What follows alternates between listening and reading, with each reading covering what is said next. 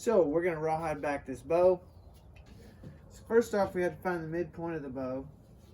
This is where my two pieces of rawhide will break. You know, there's no bend in this part of the bow, right? There's no bend there. So it doesn't matter if your pieces of rawhide come together like this. For me, I'm doing this for insurance purposes on the back of this bow. It has a little bit of a limb twist, so it makes me a little nervous. And I usually end up rawhide backing my bows anyway, just because it gives you a little bit more insurance. They should never break as long as it's a good piece of wood. And then you put a little more insurance on the back with some rawhide, then you can't scuff your bow up with tools or drop it in your truck or something like that. So it would just make it almost indestructible at that point.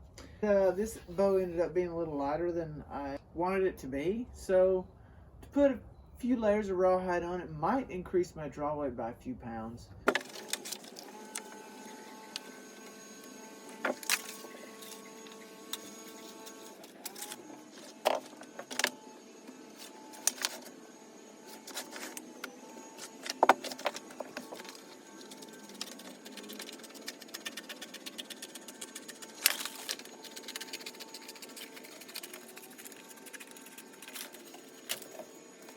This is my rawhide strip here.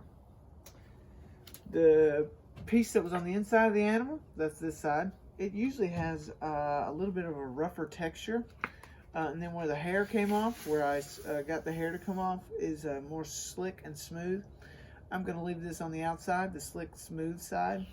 And then I'm going to put the rougher side that was on the inside of the animal on the back of the bow. We're going to glue it down with Titebond 3. I suggest Titebond 3. You can get away with Titebond 2 or even Titebond 1. However, Titebond 3 is the best, and you want something that's going to stick it unbelievably well. Pretty rough file here. I just roughed this side up. This is the side we will glue, right? To rough it up. Longitudinal scratches, always a good thing. Okay, so that one's roughed up. This one should be roughed up.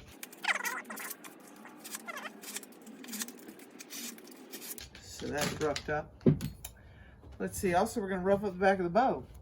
Same way. Any type of gluing surfaces, you need to abrade the surfaces. We do not want to go across the grain. This is across the grain. This will make your bow weaker. We're going to go longitudinally, okay? So it's going to be right here like this. We're going to rough all these edges up. Longitudinally, much preferred over cross. It's going to make a good surface for that glue to stick to. It's a very good adherence, hopefully.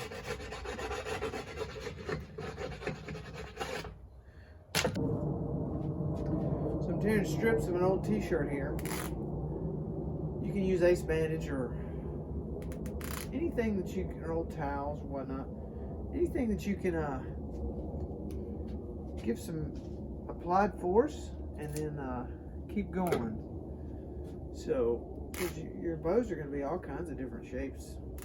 So you need to make sure whatever you're going to wrap on there can apply gentle pressure.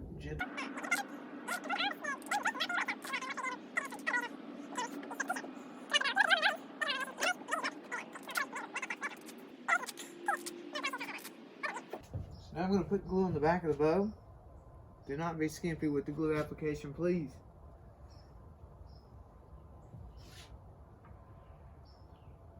Like I said, Titebond 3. It's an excellent wood glue.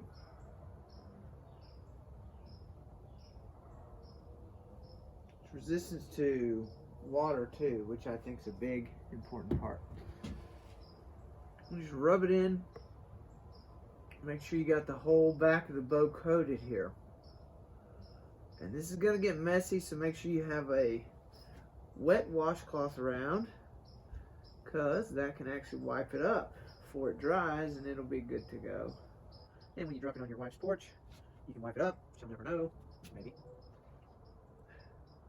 And this stuff does dry clear, so it'll look nice. But do not be skimpy with this stuff. You want to ooze out the sides when you squeeze it on there. The t-shirt stuff, okay?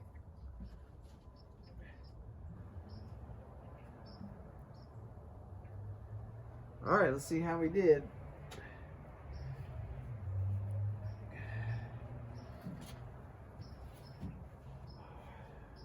Let's put the abraded side down. And you have to squeeze all the air pockets out. Probably the biggest, hardest part.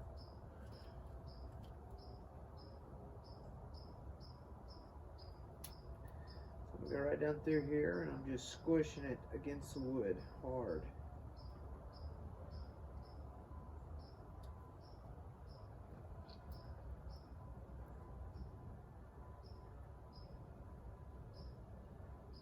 Stuff will want to move on you. So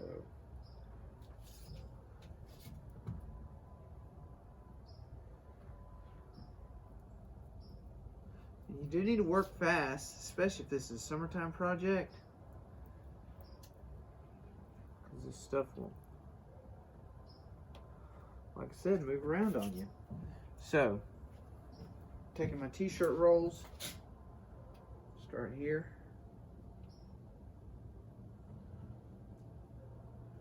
Make a tight wrap. Pull.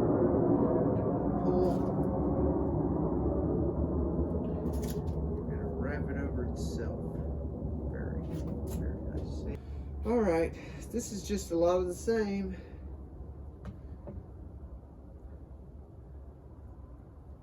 Squishing it out the whole time. Now yes, you're going to glue the t-shirt to the wood. That's why we use the t-shirt.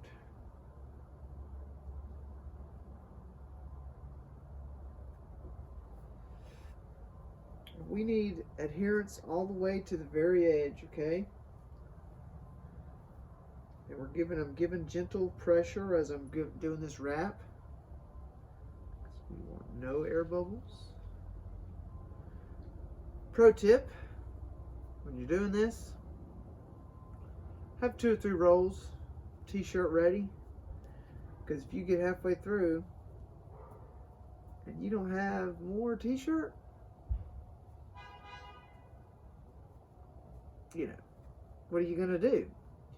You gonna stop, roll more t-shirt, strip off more t-shirt, cut more t-shirt? No, don't do that, okay? Start with enough t-shirt ready to go.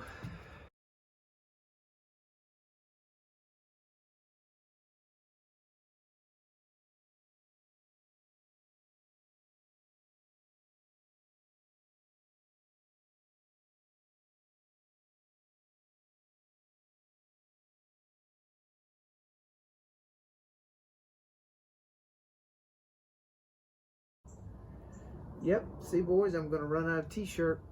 Just a little short. If I didn't have a t-shirt sitting there ready to go, this would have been a doomed project. So it's always good to have more t-shirt.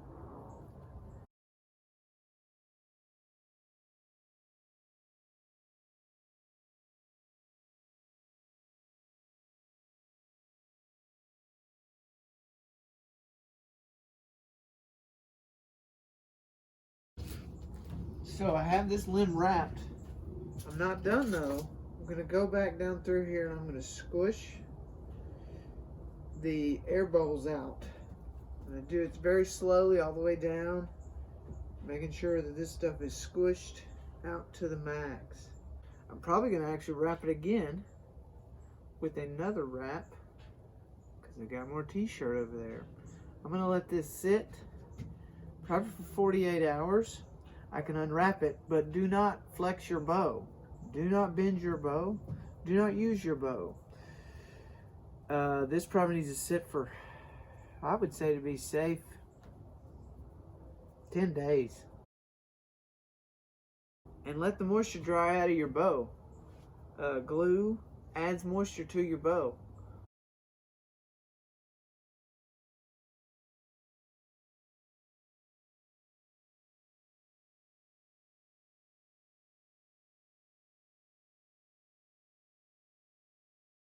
So I've unwrapped the bow here. The rawhide backing, it adhered really well. I don't think there's any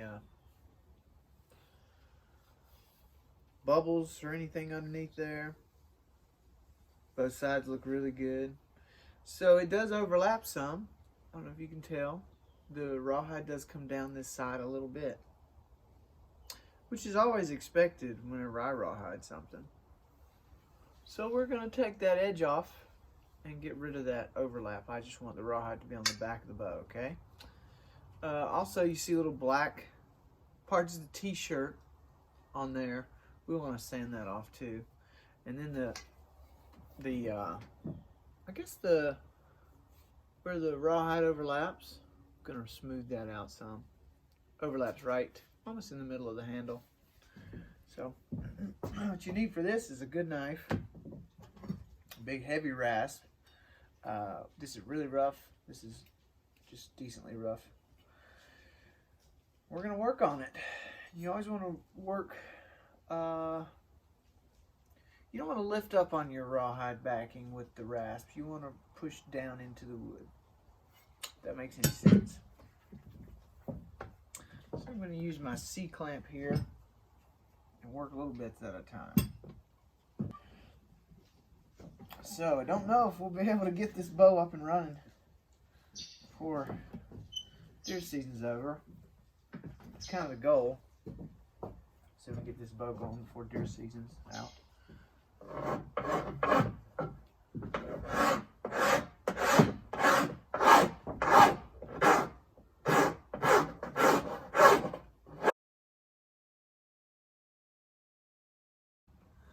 There it is. Very neat. You can see that. Look at that.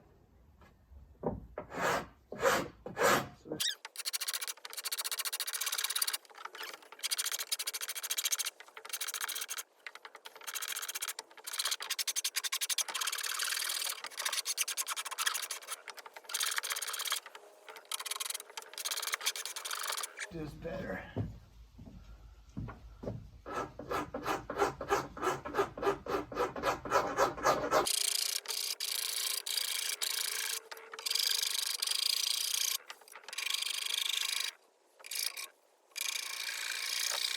So as you can see, I've done this limb pretty much how I want. You can see that the rawhide comes right to the edge and then it's rasped off. Both sides. Done this side too. And when you're going along, it looks like this. The rasping cuts through the corner of the rawhide, rasping this way. And it'll be just off like that. So now I've got both edges cleaned up.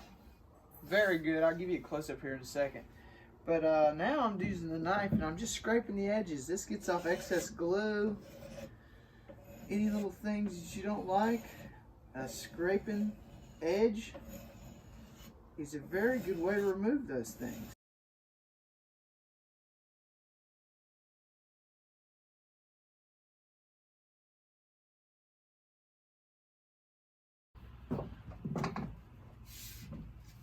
So now here we are, finished product. Very tight backing there. Good edge, comes right to the edge, all the way down the length of the bow. Like I said, this will give my bow strength, a little bit. Mostly it is a protection for the back of the bow. Time to check. Draw weight, 28 inches.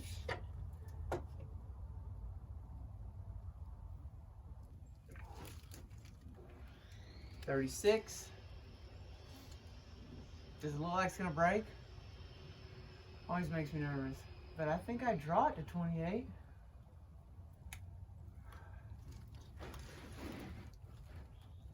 That's close. 38. That's 38 pounds right there.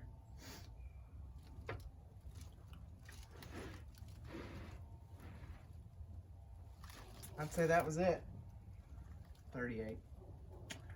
38 pound bow. There you go. Shoot. I don't know if I can shoot a white-tailed deer with a 38 pound bow and feel good about it. I made a 38-pound Osage orange bow, and I don't think I'm going to be able to hunt with that. I just wouldn't feel right trying to take a deer with a 38-pound bow. So I'll show you what to do with a 38-pound bow. First step is you extend your hand holding the bow and let it go in your wife's hands. That is her bow. Now we get back to work and we build us another bow, a man bow,